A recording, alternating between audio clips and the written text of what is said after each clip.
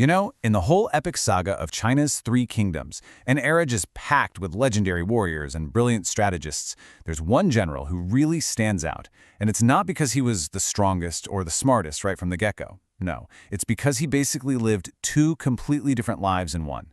This is the story of Lü Meng. Okay, let's dive into this, because it's a wild ride. On one side, you've got the guy he started out as, a hot-headed, impulsive brawler. He knew his way around a fight, for sure, but not so much around a book. And then, on the other side, you have the man he became, a master of strategy, of deception, a guy who could outthink the greatest heroes of his time. This is the story of how that happened. So, to really get how massive his transformation was, we've got to meet the man he used to be. A fierce, completely uneducated fighter who literally clawed his way up through the ranks of the Eastern Wu army on nothing but pure grit and battlefield instinct. I mean, his early years read like a highlight reel of just raw courage. As a teenager, he kills an officer who mocked him. I mean, the audacity of that move, it's what actually got him recruited. And then years later, in the middle of this disastrous retreat, he's one of the last guys standing, fighting like a cornered animal just to make sure his lord, Sun Quan, gets away safely. His entire early career was built on that kind of violence and unquestionable loyalty, not on deep strategic thinking. But now we get to the turning point. And it wasn't a battle, it was a conversation, a direct order from his lord that would change, well, everything. Not just his own life, but the course of history and, believe it or not, even the Chinese language itself.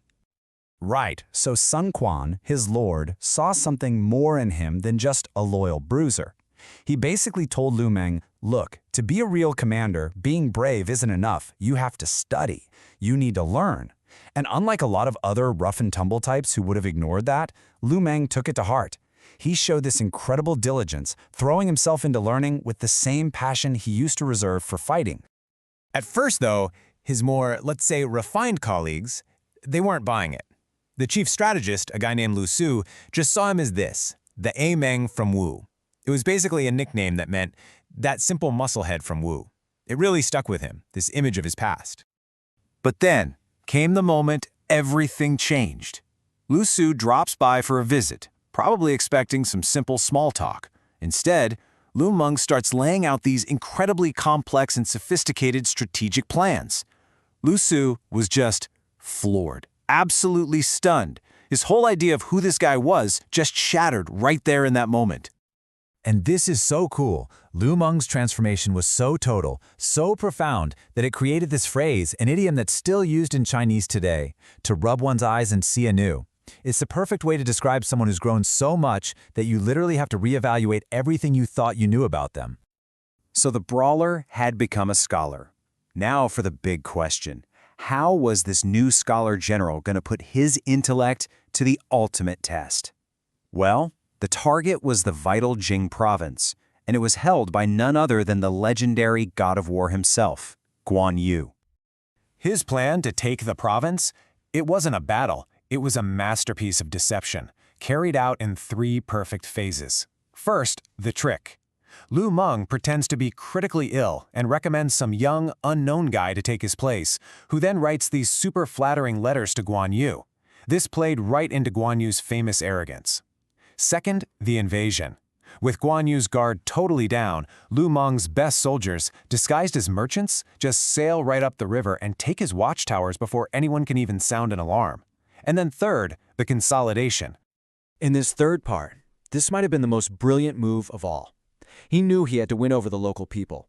So to prove his orders were absolute, he publicly executes one of his own soldiers, a guy from his own hometown no less, for stealing a single, worthless bamboo hat. When Guan Yu's army heard that their families back home were not only safe but being treated well, their morale just evaporated. His army literally dissolved without a major fight. Lü Meng had just pulled off one of the most stunning victories of the entire era, toppling a living legend. But then, just months after his greatest triumph, at the absolute peak of his power and fame, he got genuinely sick, and he died. He was only 42. His sudden death left behind this huge, complex legacy. And his greatest victory, the thing that proved his genius, is still debated by historians. Was it a masterstroke, or was it a fatal blunder? And that really gets to the heart of it, doesn't it? the central question his masterpiece forces us all to ask. By taking out Guan Yu, did Lü Meng secure his kingdom's future, or did he accidentally doom it? Okay, so the arguments on both sides are really compelling. The critics say that by killing Guan Yu, he shattered the all-important alliance between the two southern kingdoms, Shu and Wu, and that alliance was everything. It was their only real hope against the massive northern kingdom of Wei. So Lü Meng starts a huge, costly war between former allies, making both of them weeper. But the defense is just as strong. They argue that Guan Yu himself was arrogant, hostile, and a constant threat on their border. He had to be removed to secure Wu's most important territory. It's one of the great what-ifs of the entire period. You know, his death was so abrupt, so dramatic, that the real story almost didn't feel big enough.